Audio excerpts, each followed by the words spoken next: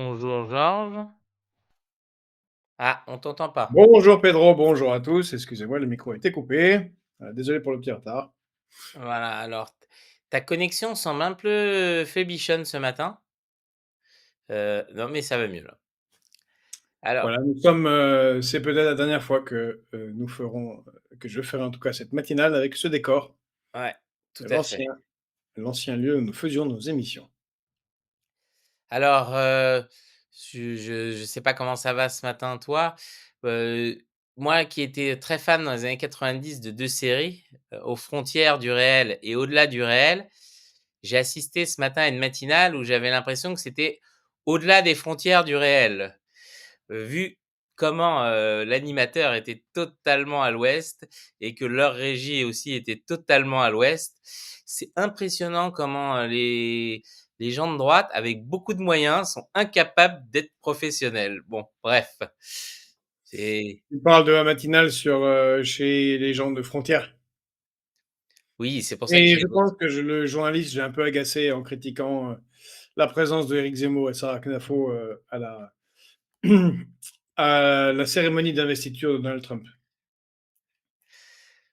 c'est vrai que c'est marrant des gens qui défendent tellement la France et qui se prosternent comme ça immédiatement, devant leur, grand Manitou Trump, tu vois? En pensant qu'il va régler tous les problèmes de la France. C'est une vision particulière de la soumission atlantiste, Bon, hein. en tout cas, voilà, désolé, le retard est lié à ça et il fait extrêmement froid dans Paris. Voilà, c'est très, très froid. Je vous dis ça parce que j'ai fait tout à vélo et à vélo, c'est très froid. Je confirme pour être sorti ce matin, le froid est glaçant. Alors, on va enchaîner tout de suite. Alors aujourd'hui, comme invité, on a comme tous les lundis, ou quasiment tous les lundis, monsieur Casanova, puisque vous l'appréciez, tous pour son verbe si particulier. Mais on va commencer par un sujet qui est un sujet, parce que pour pas être trop parisano-centré, hein, parce qu'on nous accuse, régulièrement: «Oui, mais vous prenez que des sujets de Parisiens, le logement, la RATP et tout». C'est un sujet qui est en train de se passer et qui, bizarrement, était entièrement prévisible. Donc, dans beaucoup de villages, heu, les postes sont partis. Et ce qu'on a promis aux différents maires, c'est: «Vous inquiétez pas, la poste va pas vraiment partir, on va faire une délégation de service public, DSP, avec un commerce local et il y aura toujours un bureau de poste». Donc on appelle ça relais postal maintenant. C'est plus un bureau de poste. En sachant que pour pas mal de communes rurales, les bureaux de poste, c'est un lien, fondamental. Et donc, jusqu'à maintenant, dans ces contrats, les comment ça s'appelle? Les prestataires étaient rémunérés 930 € hors taxes par mois. Sauf que, la Poste a dit: «Ça coûte trop cher, donc on va passer à 250 € par mois». Donc, vous imaginez ce qui peut se passer. Donc, ces relais disparaissent, les maires sont furieux, puisqu'on leur avait promis un maintien de service public, du moins de pseudo service public. Et on voit que, quand on privatise et qu'on va aller vers la rentabilité, ouais, qu'est-ce qui se passe? C'est la destruction des services publics. Ou peut-être tu as un commentaire là-dessus, Georges? Ou j'ai tout dit? Oui, tu as très bien dit, Pedro, c'est l'entourloupe, généralisée qui s'est faite sur, plus de 20 ans avec la Poste et avec ce processus de privatisation en disant que, beh, ce que tu as dit, voilà, le service public serait maintenu, d'une manière ou d'une autre. Bon, c'est pas le cas et je crois que, chacun d'entre nous peut voir le chaos dans lequel on va doucement. Ça a l'air sympathique, mais c'est assez chaotique. Cette,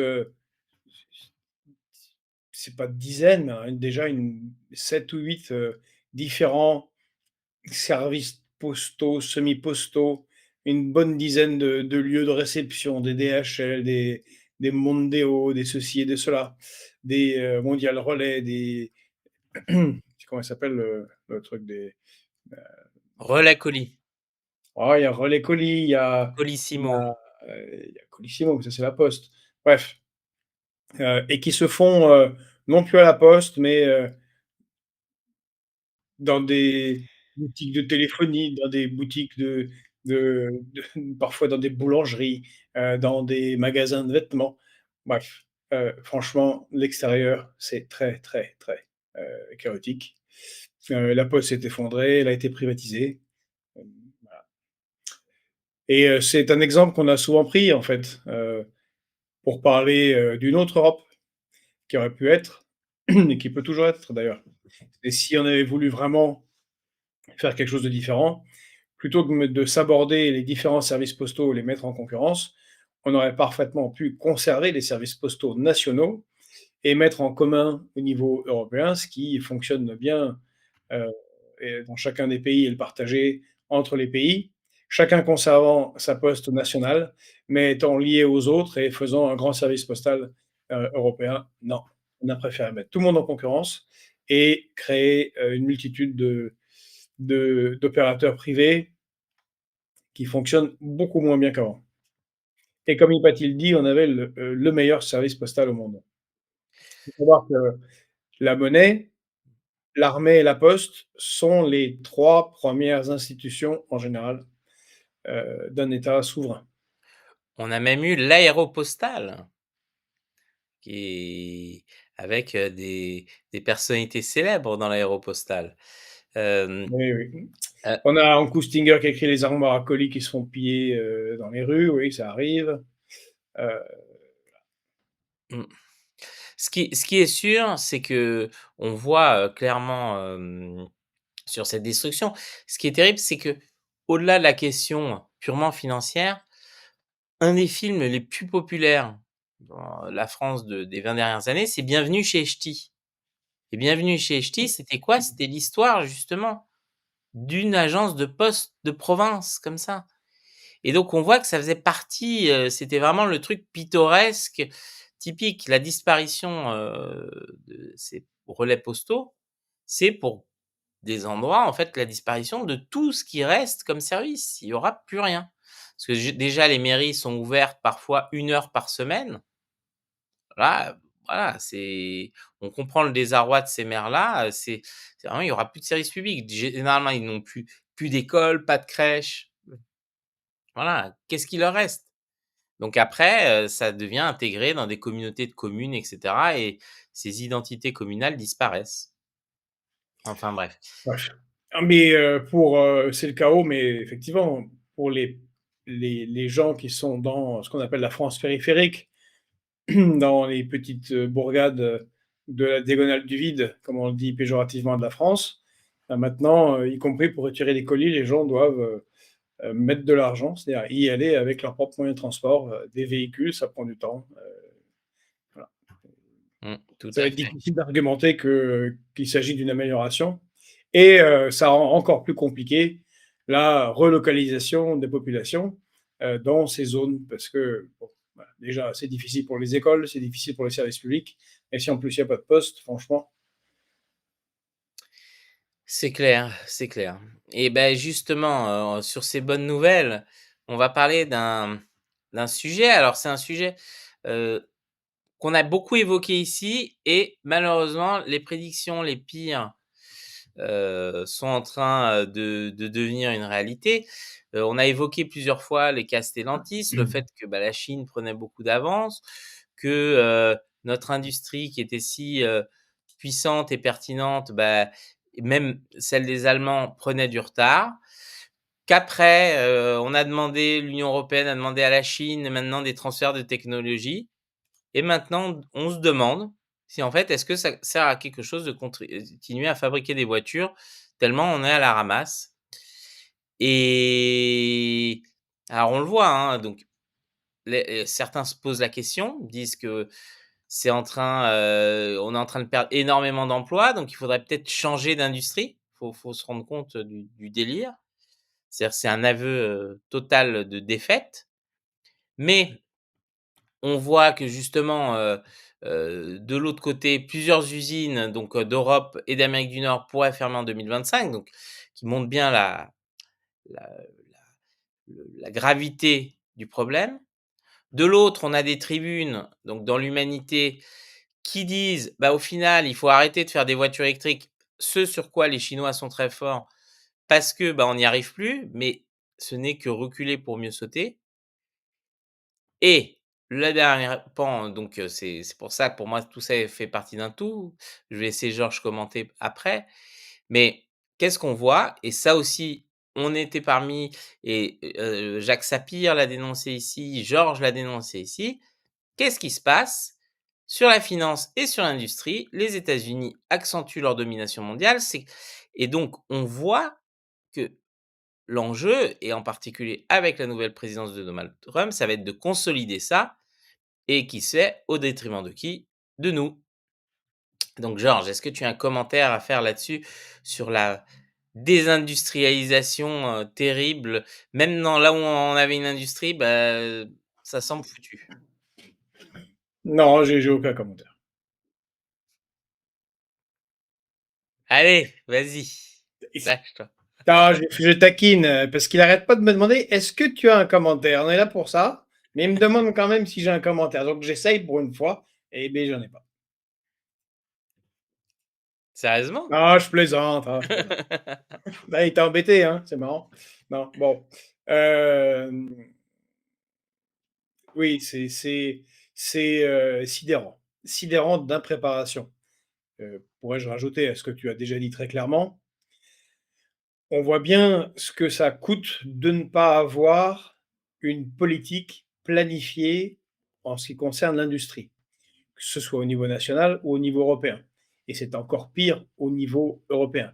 Ça y va par à-coups, sans réflexion globale, sans coordination réelle entre les pays, sauf peut-être l'Allemagne avec ses États économiquement satellites d'Europe de l'Est et d'Europe centrale, et ça n'existe pas. Et donc, pourquoi pas arrêter la production de voitures thermiques? C'est pas, on a arrêté les calèches, c'est pas un souci. Le souci, c'est de préparer la transition, de l'organiser, de la coordonner. Or là, ce n'est pas le cas. Il y a eu des prises de décision politiques. Oh, il faut plus d'énergie renouvelable, il faut plus d'éoliennes. Puis ça serait bien qu'en 2035, et là on fait un décret non corrélé à une préparation industrielle, à une planification. En 2035, il n'y aura plus de possibilité d'acheter de voitures thermiques neuves. Donc, ce ne seront que des voitures électriques. Mais voilà, comme Pedro l'a dit, on en a beaucoup parlé ici, sous différents angles. Patatras, il n'y aura pas réellement de production efficace en Europe de voitures électriques. Et donc, ça nous met sous la coupe d'achat de voitures à la Chine et aux États-Unis. Donc, souveraineté zéro, hein, parce que alors là, c'est fini. Et puis surtout, fin de ce sur quoi a reposé la puissance occidentale, européenne, industrielle, sur le monde. Nous avons déjà des déficits de balance commerciale qui sont très sévères, en particulier en France, mais ça commence en Allemagne, ce qui est totalement nouveau pour l'Allemagne. Et si l'Allemagne arrête, elle aussi, de gagner sur la vente de voitures, et on peut supposer que ça touchera d'autres aspects de l'industrie, parce que quand vous commencez à attaquer un pan de l'industrie, ce sont d'autres qui cassent avec, eh bien, elle va se retrouver elle aussi avec un déficit commercial sidérant. Et c'est l'ensemble de la zone euro qui va se retrouver avec une balance commerciale négative, et ça ne peut pas durer longtemps de cette manière. Euh, et, et c'est ça le principal souci. Alors, il y a un autre aspect que tu as évoqué, dont se gargarisent beaucoup les pro-américains, qui est ce que tu as mis en ligne, Pedro, que les États-Unis n'ont jamais été aussi puissants, qu'ils ont attiré plus de la moitié des flux, enfin pardon, 41% des flux financiers en 2023, alors que c'était 23% en 2019. Donc une augmentation considérable de l'accaparement des flux financiers. Mais ce qui est important, comme l'a souligné Pedro, c'est le mot financier là-dedans. Et ça rejoint les discussions sur la structuration du produit intérieur brut. C'est très très bien d'avoir des gros chiffres de produit intérieur brut, c'est très très bien d'avoir des gros pourcentages de flux financiers, mais il faut regarder quelle est la matérialisation concrète en production industrielle de ces flux financiers. Et là, mais c'est tout de suite moins bon. Moins bon en particulier en Europe, mais aussi aux États-Unis, même si les États-Unis ont mené une politique d'incitation sous Joe Biden qui sera continuée, je pense, doublée sous Donald Trump, et une offensive contre l'industrie européenne, en particulier allemande, pour qu'elle aille aux États-Unis. Donc tout ça sont des très très très mauvais indicateurs de la situation économique de l'Europe en général pour les années à venir. Et encore une fois, pour le moment, à la tête de nos États, à la tête de la Commission européenne, il n'y a aucune réflexion stratégique et aucune planification. C'est surtout comme on le voit, les États-Unis sont dans une logique totale de prédation avec nous. C'est-à-dire que probablement ce qui va se passer, c'est en particulier on pense à l'industrie automobile allemande, c'est qu'elle risque de migrer vers les États-Unis, pour une grosse partie et peut-être garder le design. C'est ce qui s'est passé avec la mode en France, hein. Heu, à un moment, c'est la seule chose qui restait en France, c'était le design. C'est-à-dire que les modèles étaient faits ici, mais tout était produit à l'étranger. C'est ce qui pourrait se passer. Alors ça veut pas dire que ça va se passer, mais malheureusement, on voit, Volvo est déjà chinois. Tous les C'est une question, on va dire, de pouvoir survivre à ça. Alors il y a quelque chose qui te fait rire. Oui, c'est Paty, c'est Adrien qui écrit mon duo comique préféré, toi et moi. D'accord, Pedro dit à Georges, je te passe la parole. exactement. Voilà, ce qui est sûr, c'est qu'on a Pourquoi fait c'est pas moi qui te passe la parole? parce que Hein, ça, parce que c'est n'importe quoi ça. Ah. il faut comment ça s'appelle? Du niveau. Mais non, plus sérieusement, on l'a prédit, hein. Ce qui est insupportable, c'est que depuis des années, tous les gens comme moi, comme toi, comme d'autres, je pense à Jean-Charles Hourcade, tous ceux qui ont alerté, qui ont dit: «Attention, on perd des compétences. Attention, on ne planifie pas. Attention, regardez les Chinois, regardez les Américains. Ils se On est en train de perdre la course au brevet, on est en train de». Tout le monde nous disait: «Mais non, regardez, ils y arriveront pas» et cetera. Ou bien limite être traité de complotiste: «Mais non, vous faites des films, comment? Des constructeurs chinois meilleurs que des constructeurs allemands? Mais sur quelle planète vous êtes?» Ben voilà. Le problème, c'est que, il faut toujours être vigilant et toujours explorer toutes les pistes et je suis interloqué. Alors je sais que les Allemands ont quand même vu venir les choses parce qu'ils ont fait pas mal de co-entreprises avec les Chinois, ça a pas forcément marché et cetera. Mais nous, alors nos industriels, mais n'ont rien vu venir. C'est incroyable, et qu'aujourd'hui, je crois que c'est Stellantis qui doit se payer des amendes colossales parce que même ses moteurs thermiques ne marchent plus. Hem, voilà, on récolte ce qu'on mérite ou pas. Oui, C'est-à-dire et puis, l'Union européenne, a pensé déclencher une guerre commerciale, avec la Chine, sans avoir les moyens américains de le faire. C'est l'idée, géniale qui a germé dans la tête de madame von der Leyen. Mais la riposte arrive déjà de la part, de la Chine, qui se propose d'acheter des usines en Allemagne. oui, ça m'étonne pas. Et on voit c'est étonnant, on en a déjà parlé ici, sur les questions de brevets, mais le retournement du monde. La Chine va installer ses usines de production de voitures sur les anciens sites de production européens. La boucle est bouclée, Mmh. et ils ont pris le contrôle. Tout à fait, c'est pour ça que moi je prédis, j'ai déjà fait cette prédiction il y a pas longtemps, mais je réitère, je suis convaincu qu'à un moment ou un autre, Stellantis passera sous le giron chinois. C'est une évidence parce que, ils sont tellement, et ce sera présenté comme, le plan de sauvetage. On le voit, ça me fait penser à une autre grande entreprise, française, Ubisoft qui, était dans le marasme, qui va être sauvée par qui? Des Chinois. Bon, c'est ça devient une évidence partout, et c'est terrible parce que théoriquement, on ne devrait pas être sauvé par des Chinois. Mais bon, que espérons que un jour le peuple se réveille et qu'on ait des dirigeants à la hauteur, de nos besoins. Galicie nous écrit que il n'y a que sur le numérique qu'on s'en sort pas trop mal et on a sauvé les meubles sur le nucléaire. Mais non, tout n'est pas perdu, euh, mais il est temps de se dépêcher. Il est temps de se dépêcher pour se ressaisir, parce que les fenêtres d'opportunité vont se fermer, de plus en plus. Alors, justement, en parlant de ça, il y a un peu un scandale diplomatique puisqu'il y a une note confidentielle, donc de l'ambassadrice, d'Allemagne, aux États-Unis, qui a justement fait une note étant, préoccupée par les projets de vengeance du président élu et qui pourrait saper la démocratie américaine. Oh, donc elle évoque une stratégie de disruption maximale et cetera. Mais ça paraît très étrange, c'est-à-dire qu'elle se préoccupe beaucoup de la démocratie américaine et pas du risque, justement direct pour les intérêts économiques, allemands et en particulier l'industrie. Donc je sais pas, ce que toi tu en penses, mais surtout il y a des élections bientôt, c'est très étrange en fait, hem cette logique-là. Alors bon, elle dit quand même qu'il faut défendre leurs intérêts, mais voilà, que ça sorte maintenant, est-ce que c'est pas une volonté de fragiliser l'Allemagne ou pas? Et qu'est-ce qui se passe? Parce qu'on a vu Musk est très offensif sur l'Allemagne, ce qui n'a jamais été le cas des autres gouvernements, avant, antérieurs. Donc qu'est-ce qui se passe entre les États-Unis et l'Allemagne? Je peux commenter, c'est ça?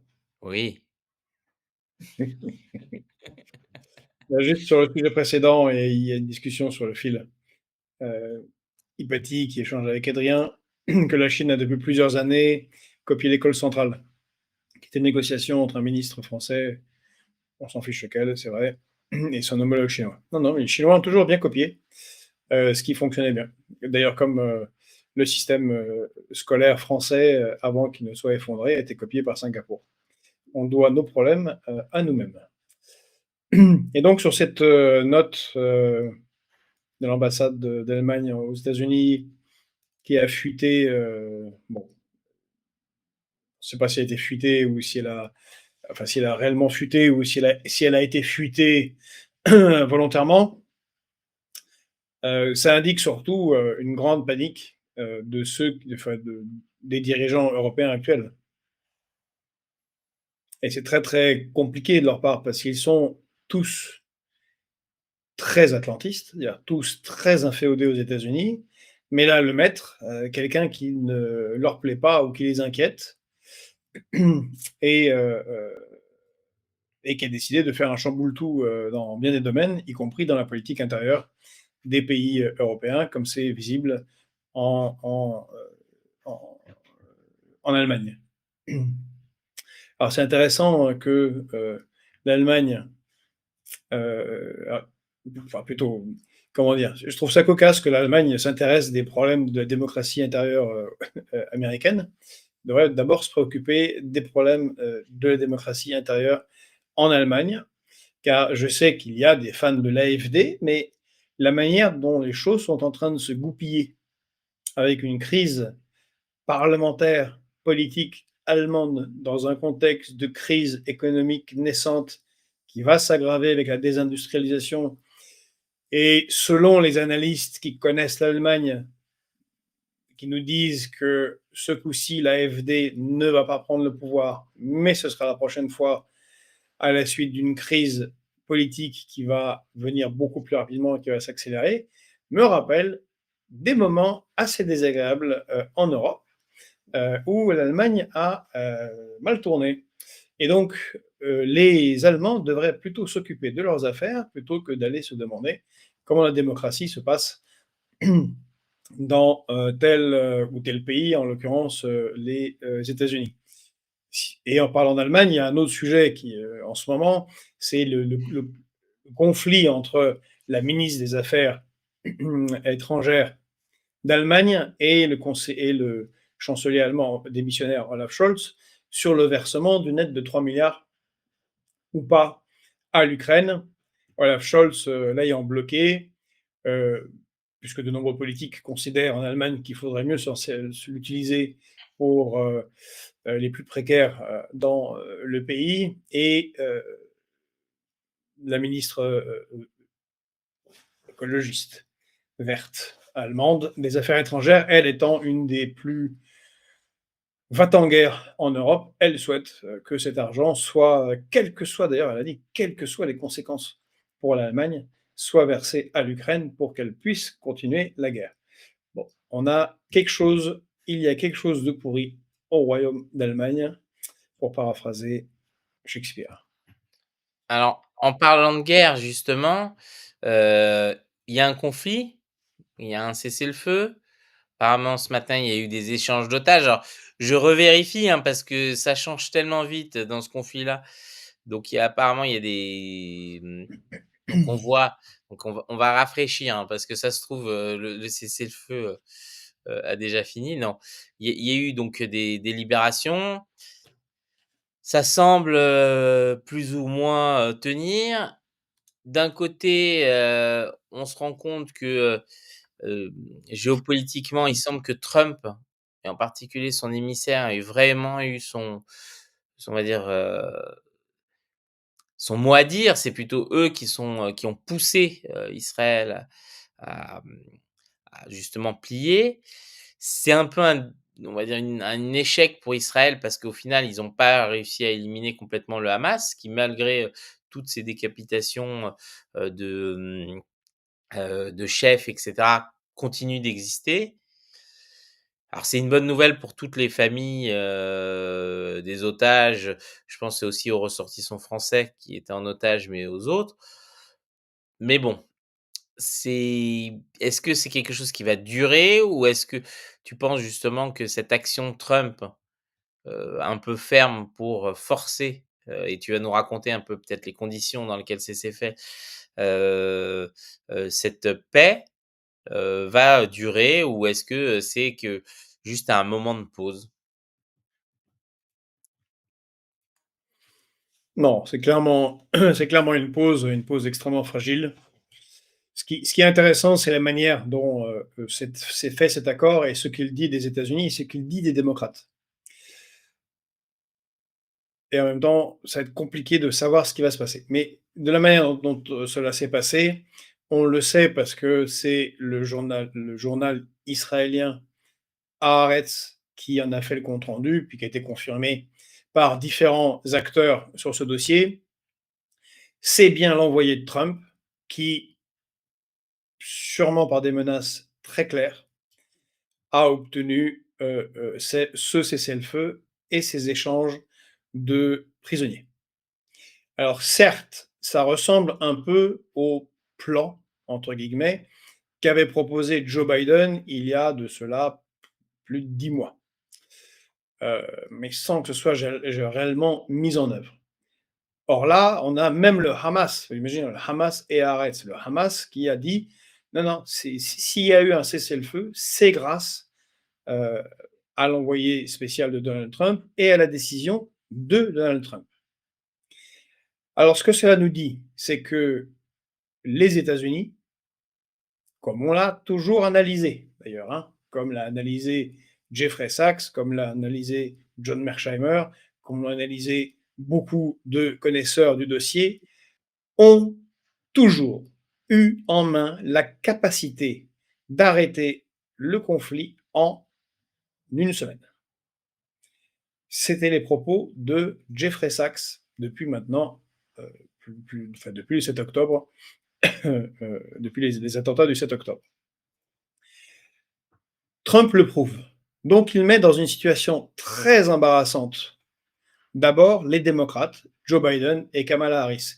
Et je pense qu'il est en train de jouer le coup dans 2 ans avec cette affaire. Je m'explique. Contrairement à la première présidence, à son premier mandat, Donald Trump a une capacité d'action. Il a l'expérience maintenant et il a envie de le faire. Et il a le moyen au Sénat et à la Chambre des représentants. Mais il y aura une élection de mi-mandat dans 2 ans, comme ça se passe. Et un des éléments qui ont joué la perte des démocrates, c'est la non-mobilisation de certains de leurs électeurs les plus assidus. Je pense aux intellectuels, universitaires, étudiants, choqués par ce qui se passait à Gaza, et l'impression que Joe Biden ne faisait, et Kamala Harris et les démocrates ne faisaient que soutenir Netanyahou. Là, Trump fait la démonstration que c'était bien faisable et que tous les cessez-le-feu, eh bien, n'ont pas été mis en place en raison de la décision de Washington, c'est-à-dire des démocrates au pouvoir. Et il est peut-être même possible que, étant donné la nature du personnage, Donald Trump soit mis en tête, lui, qui serait de résoudre le conflit en créant l'État palestinien.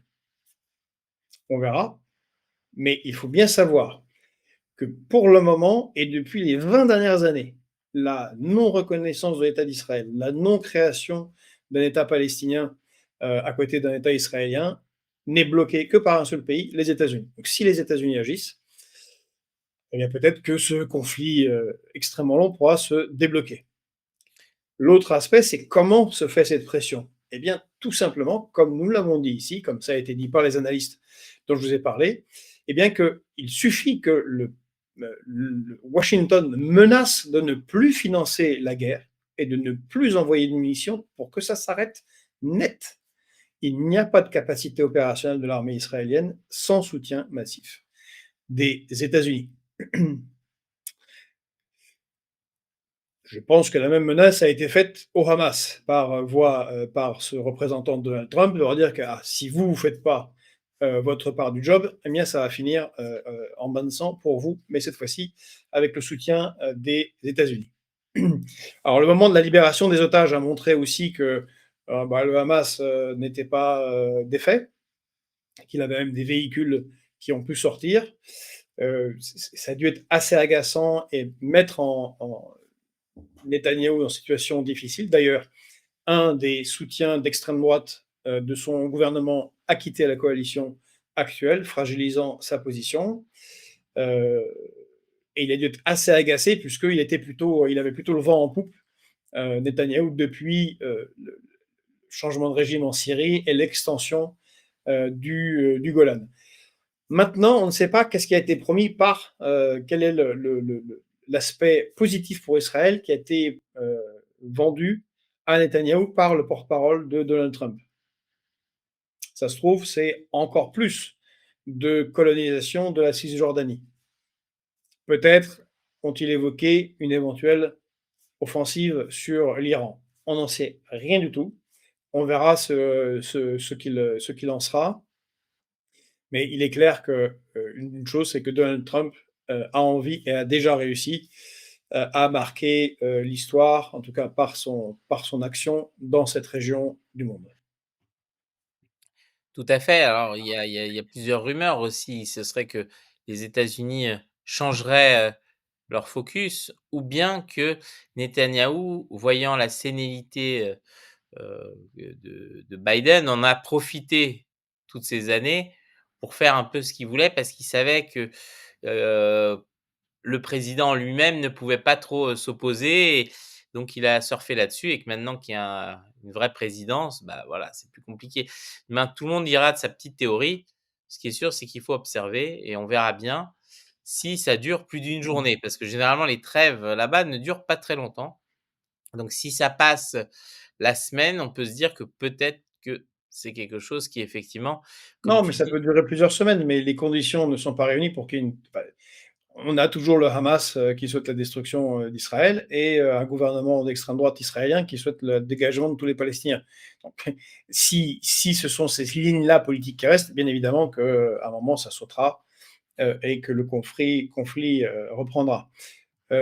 Stéphane Chamignon nous écrit: les démocrates sont passés à juste titre pour de gros hypocrites à propos de Gaza. Ben voilà, c'est tout à fait ce que je dis, c'est mon propos, c'est exactement ça. Une remarque, je voulais rebondir sur ce qu'écrit Paty. Israël libère-t-elle les petits-enfants enfermés et battus dans ces geôles? On a découvert cela à l'occasion de cette guerre. Alors, ce n'est pas qu'à l'occasion de cette guerre. C'est intéressant, les journalistes, quand ils ont parlé de libération des otages israéliens, ce qui est vrai, les 3 jeunes femmes ont été libérées, sont des otages, et parlent de libération de prisonniers palestiniens. Bon, alors la plupart de ceux qui ont été libérés pour le moment, sur les 90, presque 100 qui ont été libérés, palestiniens, ce sont des gens qui n'ont pas eu de procès. Donc techniquement, ce sont des otages. Ce sont des femmes, beaucoup, des enfants. C'est pareil, c'est pas des ce sont pas des prisonniers au sens, heu, c'est pas des militants palestiniens de telle ou telle organisation qui ont été capturés par Israël, même s'il y en a énormément dans les prisons israéliennes. Et toute cette situation, si un jour il devait y avoir une solution, pose la question de Marwan Barghouti. Parce que s'il y a quelqu'un qui peut négocier une résolution globale, eh bien c'est Marwan Barghouti qui, pour lui, pour le coup, lui est prisonnier en Israël. Merci Georges. Alors justement, en parlant, parce que ça tout ça est lié.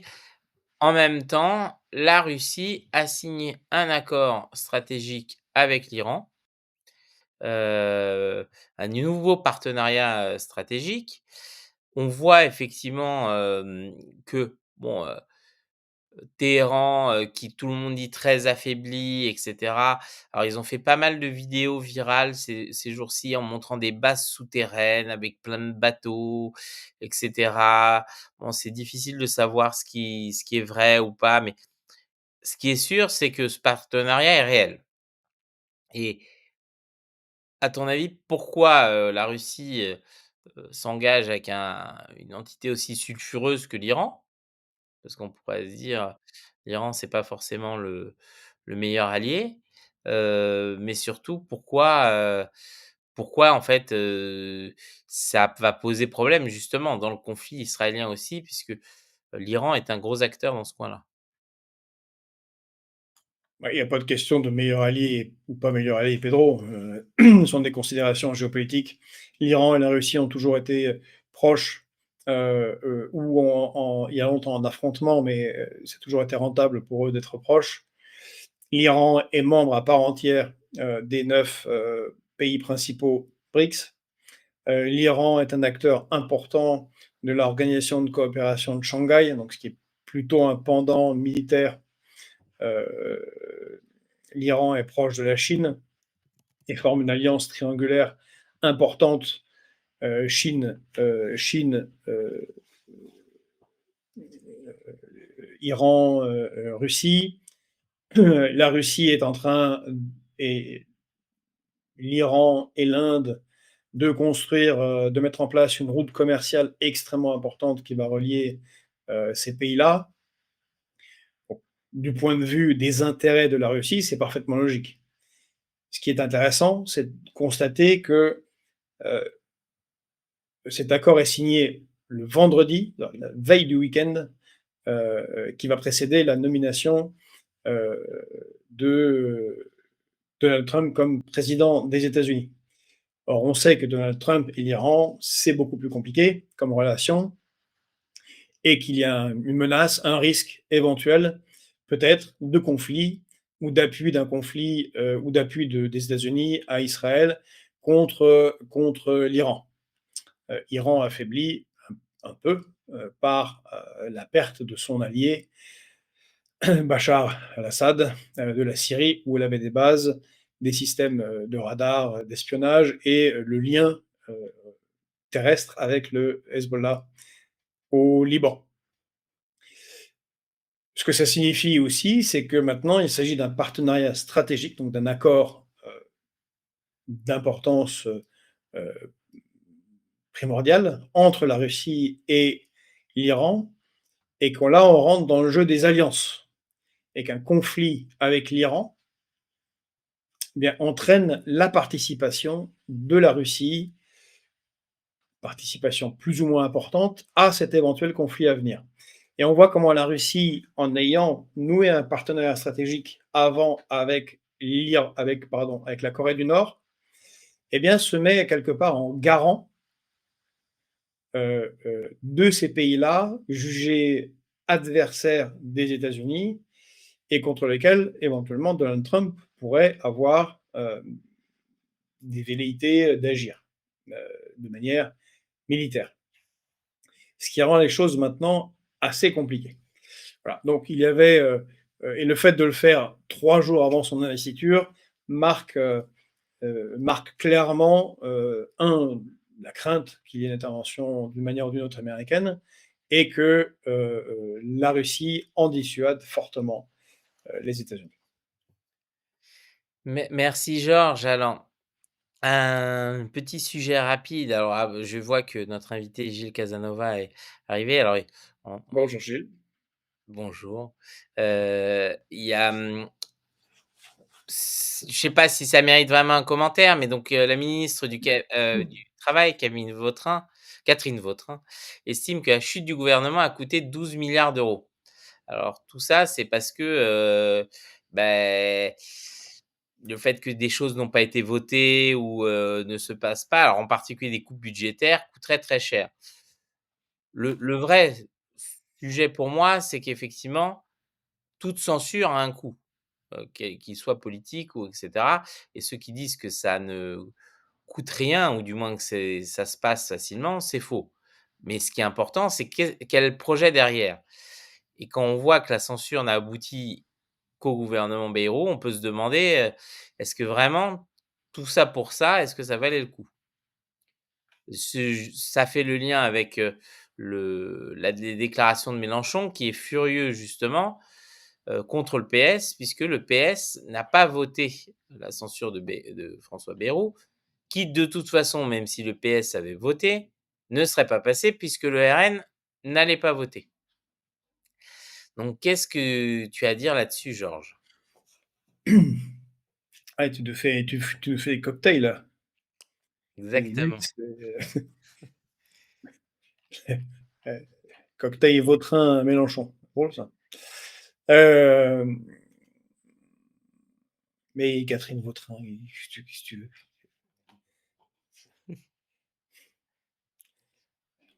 Faut-il que je Elle remonte? peut estimer quel est le coût, de la nullité politique, d'Emmanuel Macron en 7 ans? Parce que moi je vois le tarif, c'est, 1 000 000 d'augmentation de la dette, pour commencer. Pognon de dingue! Bon, voilà 12 milliards. Bon, comme elle était membre du gouvernement Attal, du gouvernement Barnier et maintenant du gouvernement Bayrou, madame Vautrin, je pense, essaye de dédouaner, l'inefficacité, de ces, différents gouvernements à réduire la dette, publique. Bon, elle fait partie de ces politiciens qui sortent des chiffres comme ça de leur chapeau.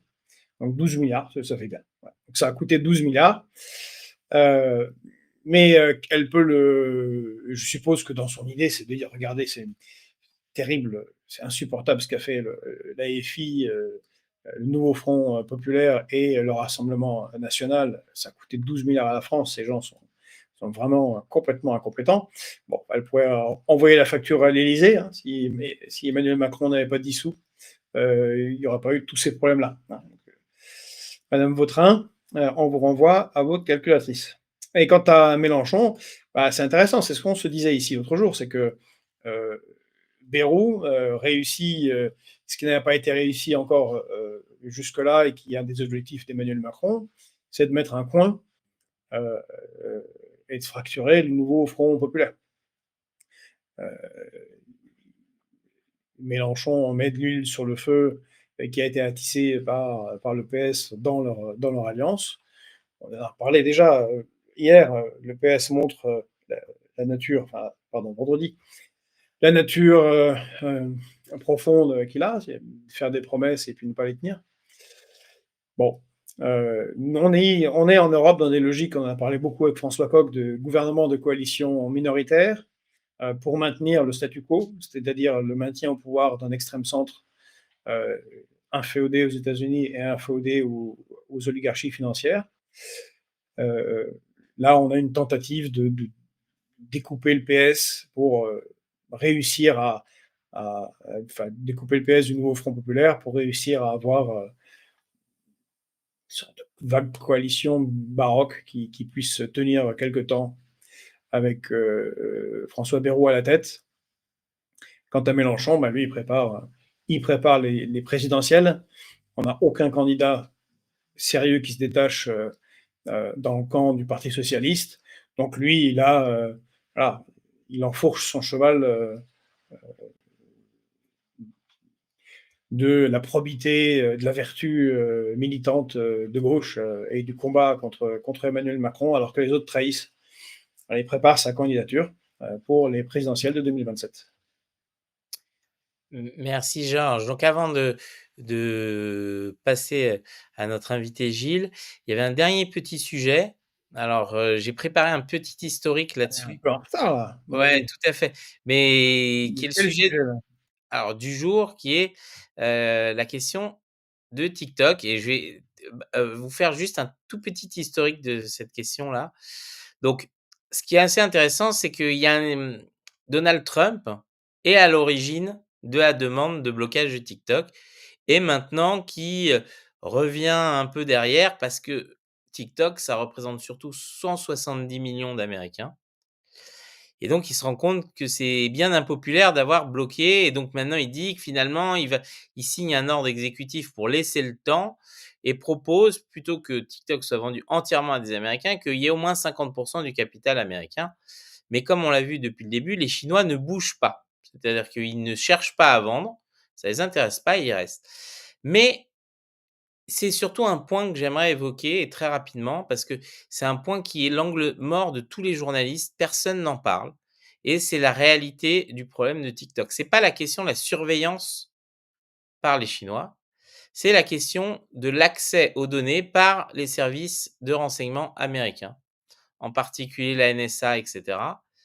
C'est plus compliqué de surveiller 170 millions d'Américains sur TikTok que ça ne l'est sur Facebook, WhatsApp ou les autres outils des GAFAM qui collaborent de manière, ouverte avec les Américains, les services secrets américains.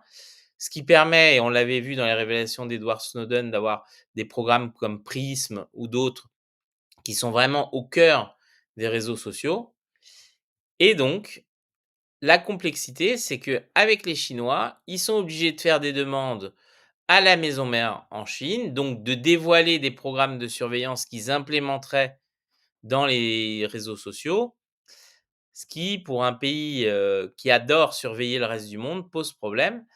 Je rappelle que ces programmes de surveillance ont démarré, les premières lois sur la surveillance globalisée aux États-Unis ont démarré en 1978 avec le programme FISA, puis augmenté par le Patriot Act en 2001, puis d'autres, le Cloud Act et cetera et que, les États-Unis, il faut pas oublier que c'est les responsables pour ça. Ça, c'est le programme Échelon qui c'était les premiers programmes de surveillance globalisée et que donc probablement, à chaque fois C'est que en Irlande, c'est joli ces champignons.